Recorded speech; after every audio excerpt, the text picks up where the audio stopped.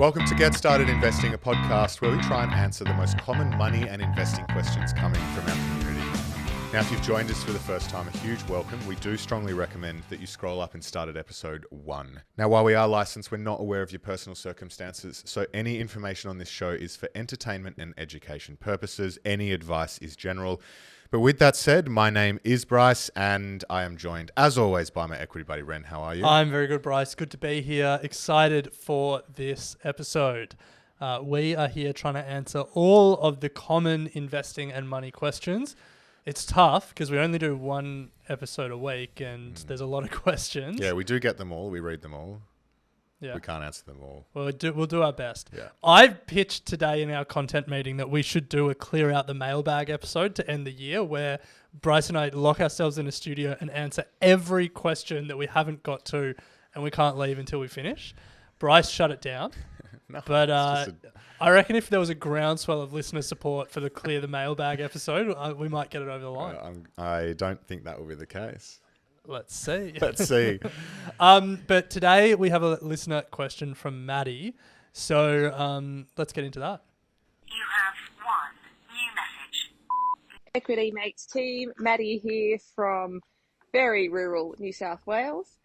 I just have a quick question about core and satellite investing and auto investing.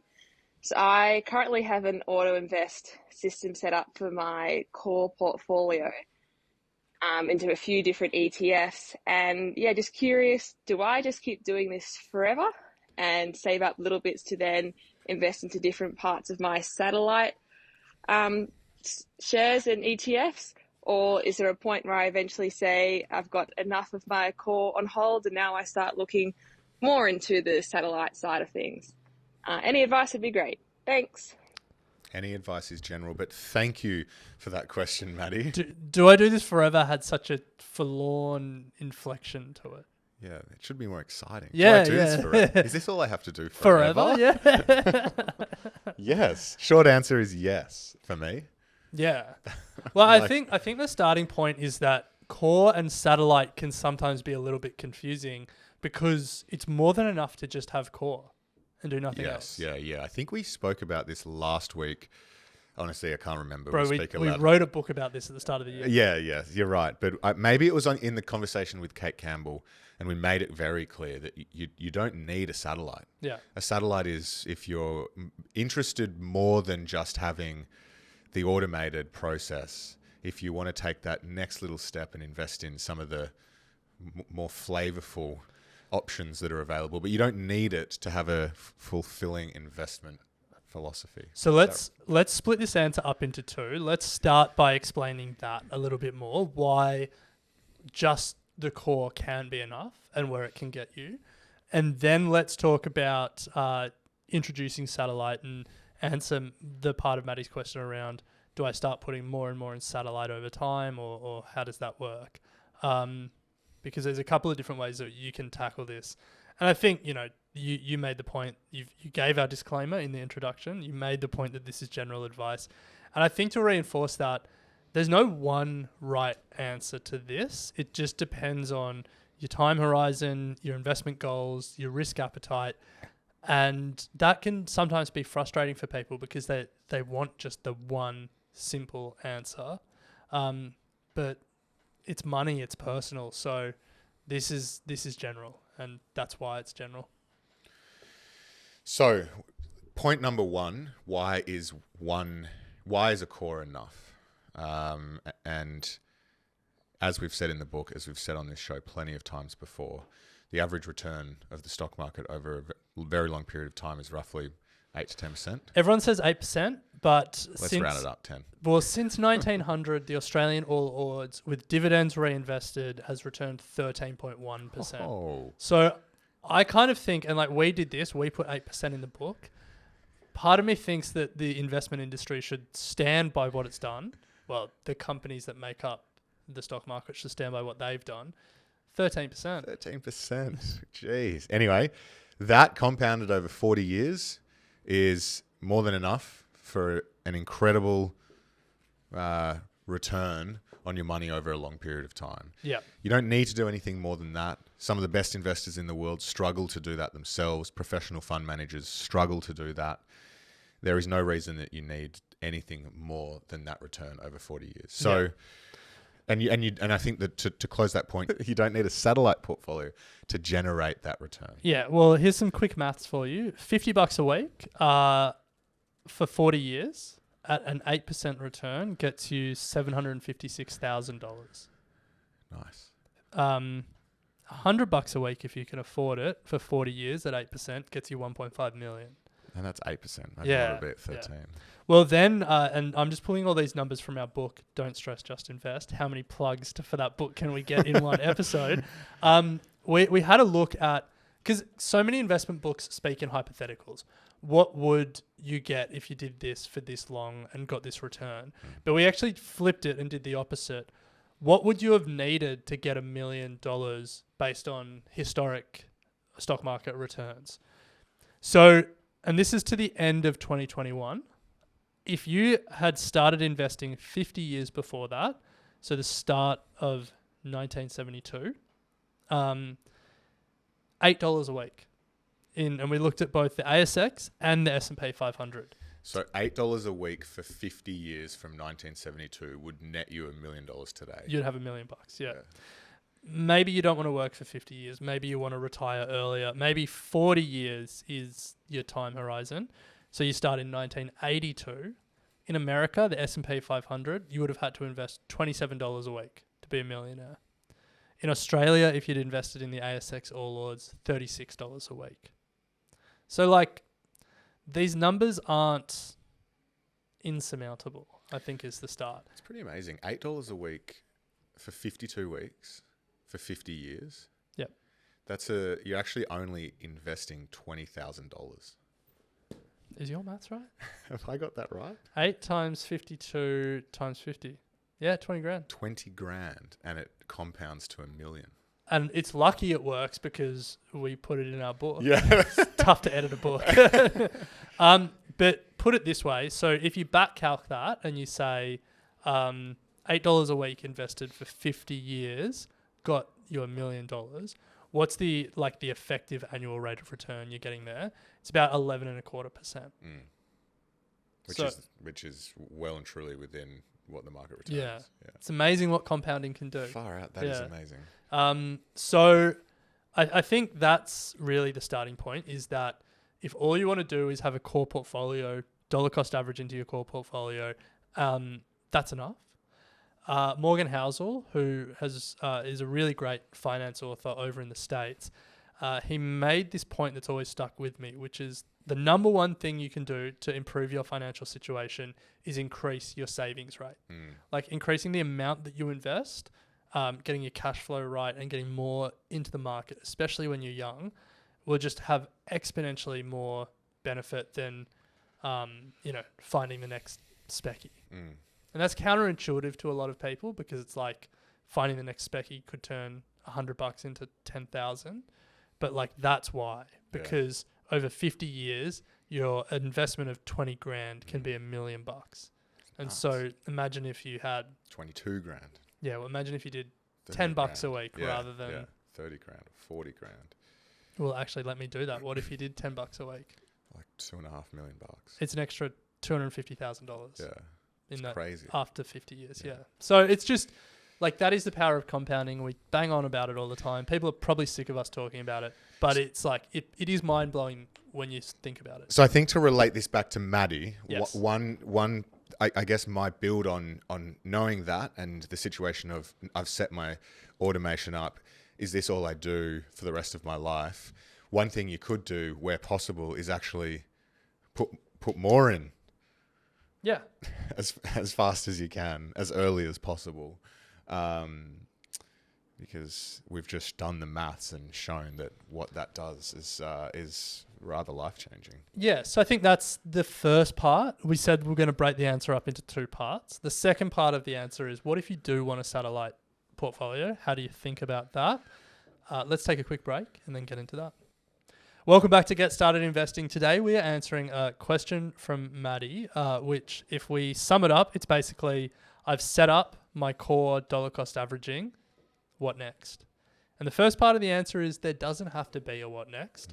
It can just be double down on what you're doing. You're doing well. If you've got more that you can invest, do it. But what next is live your life. Yeah. But I think, for us, for a lot of people who are taking the time to listen to this podcast, there's a general interest in finance and seeing if there's better returns out there, learning more about the market. And so this is where the satellite part of your portfolio comes in. Satellite can mean it can be two different things. If you don't want to go outside of ETFs, it can be the ETFs that don't make up your core, which are generally more thematic ETFs that aren't necessarily tracking a broad-based index. They could be actively managed ETFs, just the ETFs that aren't your classic, big, broad, cheap, global index funds. Or it can be your individual stocks. It's where you start having a play with the species, or even just building up positions in Google or whatever it may be that you're interested in. Yeah, I mean, not to nitpick, but there's heaps of other options as well. Oh, of course. Like yeah. Crypto, Sure. unlisted fund managers, Property. private equity, Paintings. infrastructure, sneakers. Art. Yeah, that's paintings. Yes, you're right. If cash. Next question. Boring. Pretty good right now. Yeah, but I think the sense that I get from the Equity Mates community is that it is mainly what I kind of alluded to, which is Thematic ETFs or individual stocks. And I think the call out is that, to your point, that's where the interest comes into it. And there's nothing wrong with having a portfolio that is made up of those things. You just, for me, it's just you've got to be prepared to pay a bit more attention to it. Yeah. I think the key thing when it comes to satellite positions is time horizon. Like the core concept with your time horizon in theory should be infinite. Like the way that an index ETF is set up is that it should just keep on tracking the top performers in a market forevermore. And as those companies change, they get in and out of the index, and the time horizon on an index in theory is infinite. Now, it's obviously not infinite because, empires crawl, because empires fall and civilizations crumble and, all of that stuff. But like in theory, the index fund is set up to just keep ticking along. When you're talking about thematic investments or individual stocks, your time horizon isn't infinite, because thematic investments only make sense until they don't, and individual stocks, constantly rising and falling. And I think the stat is since 1950 in the US, 78% of companies have gone bankrupt. So that's a key sort of differentiator. You got to pay it a bit more attention because of that. But I guess that none of this has actually answered Maddy's question, which is how do you think about the satellite portfolio, and do you start putting more money into your satellite over time as you can afford more, as you're earning more at your work and you're saving more? My gut is no. It's a personal choice, but for me, the starting point is the expected returns on your satellite is probably not higher than your core. And again, it's counterintuitive because people will think about their satellite as where they're taking more risky positions. They're investing in things, the hot thing of the moment, lithium, AI, miracle weight loss drugs, whatever the hot thing is going to be next year, investing podcasts from Australia, like whatever everyone is getting excited about, that's in your satellite. But I think you have to go back to the fact that it's really hard to beat the overall stock market. And we've got some stats from the book that illustrate it. So S&P Global, the financial data company, they track their SPIVA scorecard, not sure if you say it as a word or an acronym. The scorecard looks at the percentage of professional fund managers who beat their index. Over 10 years in the United States, it's 9% of fund managers beat the index. In Canada, it's 15% over 10 years. In Australia, it's 22% over 10 years. In Japan, it's 18%. We've got more data in the book. So if you want to look more at it, you can. But it's just that like less than half of professional fund managers are beating their index when you look over a long time horizon. So for me, that's the starting point. And with that information, when I have more to invest, I'm not putting more in my satellite necessarily, because it's like the core is what I expect to be my real, like the engine of wealth generation. It's never, my satellite investments are never at the expense of my core. That's the way I look at it. It's like I'll never turn off my core for a month because I want to go and invest something in the satellite. Yeah. I've got to have additional surplus funds outside of what I'm doing in my core because, to your point, maths around beating what's going on in the core over the long term is not there. So that's how I look at it. To make it really practical, like you've just bought a house. I'm looking at buying a house and I'm trying to do the maths on like where I'm going to pull money from to afford a crazy high mortgage. And it's like all my satellite investment is going to go. And I'm going to try and cling on to maintaining some core investments. I might have to reduce the amount I'm auto investing, but I just want some in there to keep it ticking over. 100%. You know, keep reminding yourself it was just $8 a week. $8 a week. And so, I think a lot of people will try and keep a percentage. You know, they might say, I want 70% of my investments in my core and then 30% of my satellite. And as they're earning more and they can invest more, they focus on keeping that percentage the same. So that's probably how I'd approach it, with the caveat that if I do buy a house, a lot of my money in the short term will be going towards that. Go on. Yeah. I like what he said, clinging on. That's what it feels like. Anyway, Maddy, I hope we've answered your question. If you'd like more information, but firstly, it sounds what you're doing is an awesome way to do things. But there is more info in our book. Don't stress, just invest. Yeah, and I think my closing thought is it's really hard when it comes to finance to know when you're doing enough, because like there's this constant need to, like, you see people who have more, who are doing more, who are earning more, who are spending more on Instagram, and you're like, how do I keep up? What you're doing, if you've automated a dollar cost averaging into your core portfolio, like, be confident that you're doing enough. Be confident that you're setting yourself up. 100%. Love it.